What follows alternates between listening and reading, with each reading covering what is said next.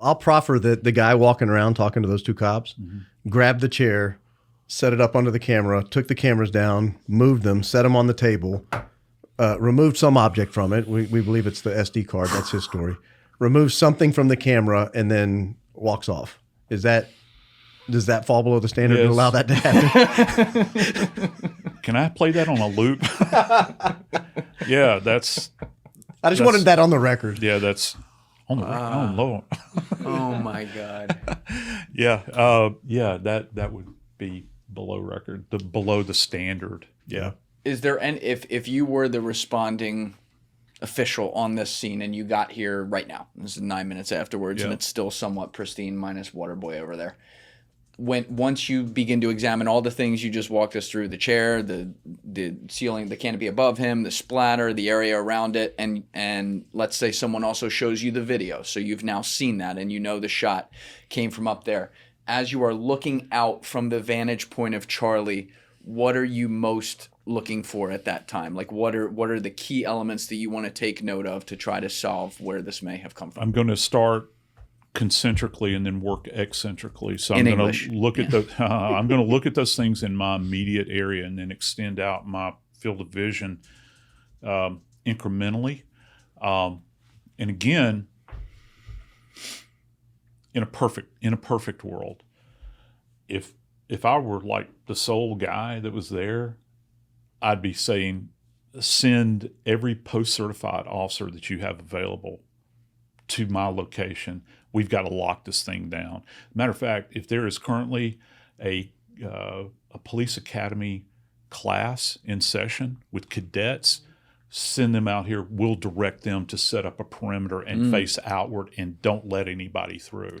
Was there ever a point where something like that happened too late, 40 minutes later or something like that? They did establish a pretty good perimeter around the top of the amphitheater, like the last concrete step. That's a great spot to have it. But it was 20 plus minutes after. Yeah. Well, again, going to playing devil, I don't know if I'm playing devil's advocate. It's just practicality. I've been out on cases before where, I'm sorry guys, there's some kind of cord or something here. There we go. You good? Hope I didn't unplug anything.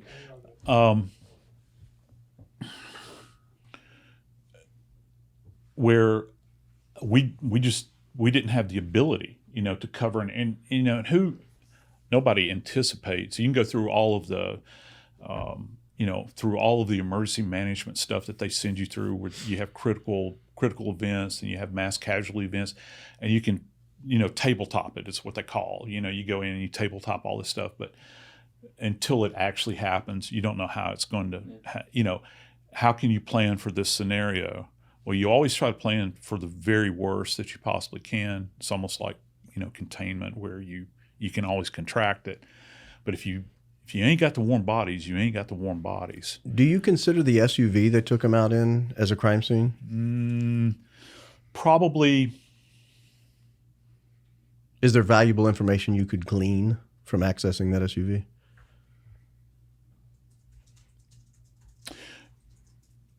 Again, back to Kennedy, it's not the same as a Kennedy limousine because that's where a violent act took place. It has value to me in that if I'm a law enforcement or crime scene person, I don't know any of these people in his group. I don't know them. And if I'm, working the scene, if I'm involved in this, my name's going on the report, I'd want to hold on to it until, let me see the vehicle. What did you do? What did you do? What did you do? Where were you seated? Where were you seated? What did you say? What were your actions? Did you remove anything? Is there anything we should be looking for in here? Now's the time to tell me right now, because I don't want to get this thing and find something on the floor that you didn't tell us about. So there's a come to Jesus moment, where you're talking to everybody. Tell us what you did. And then it's at that point in time that they can either choose to retain it or, release it. But I'd have to, there's going to be photos taken. There's going to be photos taken of the scene to document it. If they cut it loose and send it back to from whence it came at that point in time, document. You're never going to go wrong if you document everything. Yeah. So And, we mentioned the necklace you thought yeah. should have been retained. What about that lapel mic he was wearing? Yes, lapel mic. Should be in evidence? Anything on his body, Okay. it's a corpus delicti, man. I mean, it's the body of Yeah. the crime. It is how in the hell they don't have that mic. I don't know. And why they don't have that necklace, I don't know.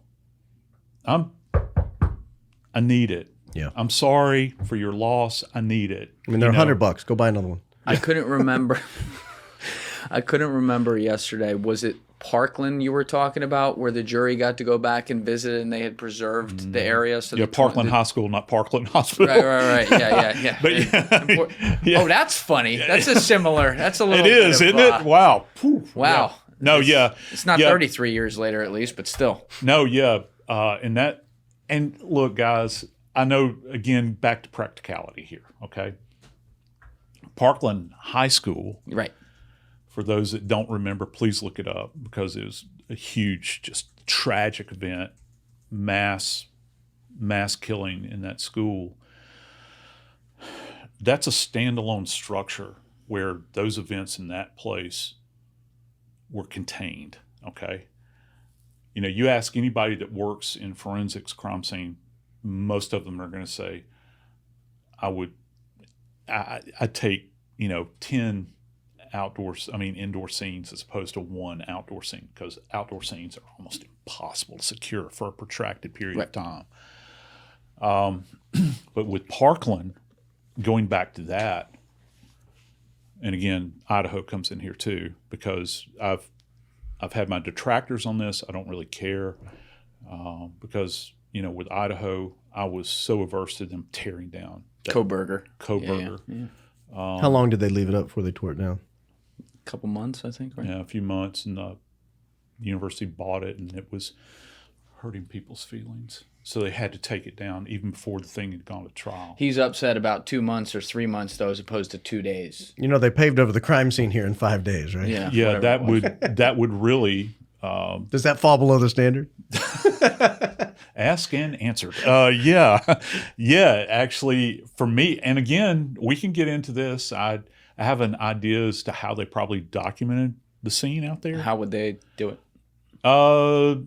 Well, I think that probably a FARO system, FARO, is going to be in play here, which is a device that has been used with great success. It's, whereas in the past we would have taken hundreds of, images, right, from various perspectives. You just kind of follow the compass, and you take macro and intermediate range, and you take micro and all those sorts of things. We can't even begin to touch, as mere mortals, what a FARO system can do. Thousands and thousands of images. You've got this thing that's set up on a stand. It's spinning. It's got a mirror that's spinning in an opposite direction, and it's just snapping perspectives all over the place. Just voluminous. Do you think they use the that? state would have had that technology? Yeah, I think that every state police agency has that technology now, and you'd be surprised. There you go. You'd be surprised how quickly they can document. They can pull trajectories with this. This now, we used to use, years ago, they used to use something called Total Station. And Total Station, it kind of arose out of the need to document motor vehicle accidents, actually.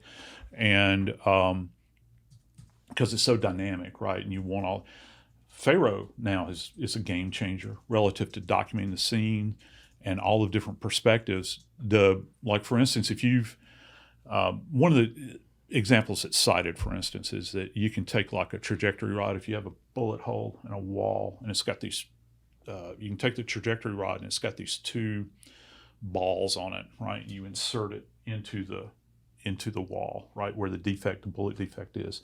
This thing's taking pictures. It's pulling trajectories from all these different perspectives all over the place, and it turns it into this huge 3D model, so that when you take this thing into court, you're kind of, looking You're around. there. Right. Yeah. So, going back to the chair.